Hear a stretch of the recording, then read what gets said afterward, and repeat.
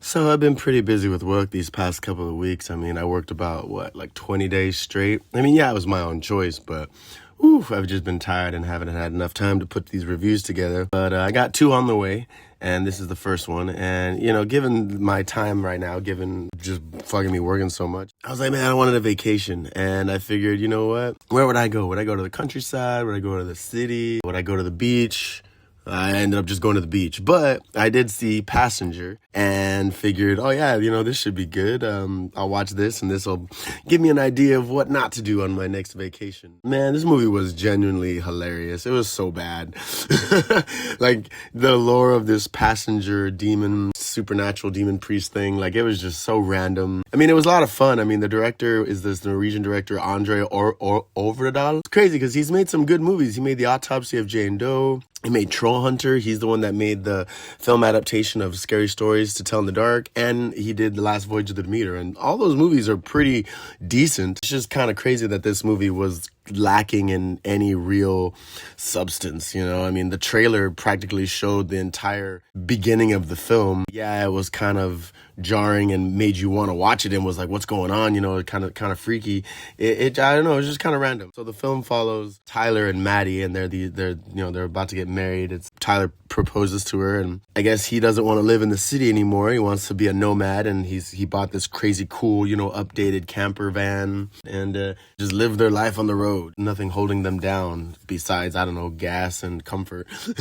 They end up driving down this one road one night and end up seeing a crash. They see an accident. They stop to see what happened, and they end up being marked by the passenger. And the passenger is this, like I said, this supernatural demon priest that stalks the roads of random states. They don't really explain like where or how far this thing has like jurisdiction, but apparently it's around and nearby Flagstaff, Arizona. So another reason why I don't want to go to Arizona now, because one, it's already going to be summertime and it's too fucking hot. Two, don't need like crazy demon priests trying to kidnap me.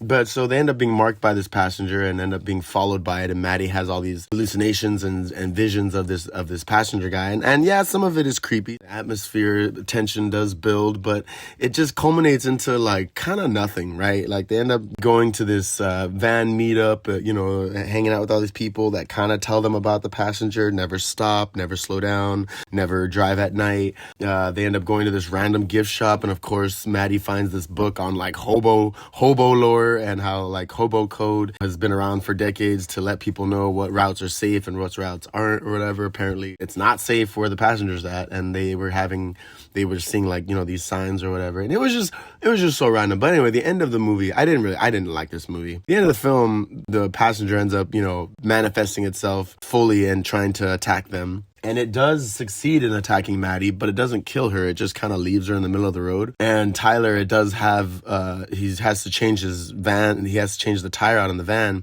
and it has the van collapse on his leg, but he's all right. He doesn't lose the leg, unfortunately. Like, it doesn't incapacitate him at all. He still gets up and drives and finds Maddie. And then at the end of the day, they both do survive, but as the passenger is about to choke Maddie, she is able to slam on the brakes of the van and fling him out. Like they end up making it to this church of St. Christopher, where I guess the demon originated from, and she's able to brake hard enough to where the demon flies out of her window. And it's funny because the whole movie established that this demon is like teleporting into people's vehicles, and all of a sudden, right when it's about to choke her and like grab her throat, all slow motion, like it was like a solid enough being to where when she braked hard enough, it flew through the fucking window, and it was just genuinely hilarious. I mean, I laughed out loud in the theater because it was just fucking ridiculous. But yeah, it was whatever. I was just kind of shocked. I didn't know that like I said, I didn't know that was the director, Andre, of all those films. So I feel like it could have been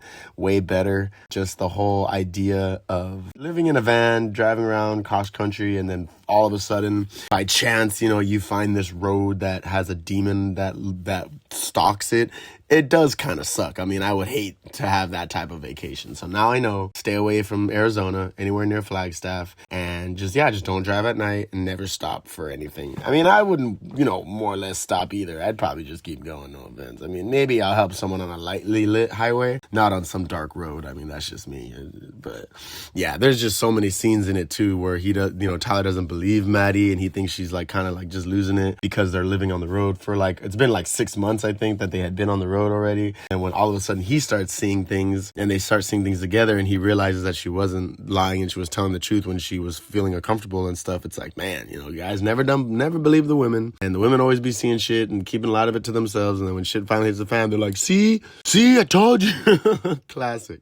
But yeah, it wasn't that good. I mean, I would have to say that The Mandalorian and Grogu was actually a little bit better, but I didn't really care for that either. Just, bounty hunter, shoot 'em up movie with the little green guy.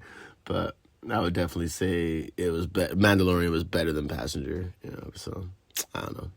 But yeah, this has been Ghost and the Craig. Thanks so much for tuning in, like, share, and subscribe, and I will catch you guys in the next one. Peace.